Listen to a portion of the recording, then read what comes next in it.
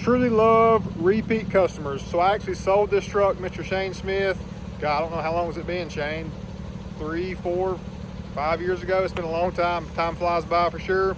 Got a nice upgrade for his son. Kind of a surprise for him. Doing level kit, wheels, tires, and more. Can't wait to show you guys this. And you know, it truly means so much to me for repeat customers to come back to me, even on the accessory side now. It really means a lot. That's what we're all about. Thanks so much. Here it is, all complete, looking great. Leveled on 33s.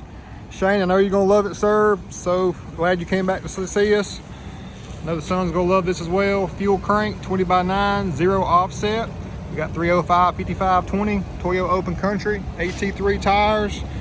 That hybrid all-terrain tire is so popular.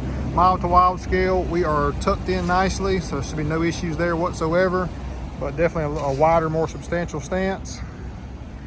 And a great looking platinum truck. Get your work done. Willies at Akins Ford, Winder, Georgia.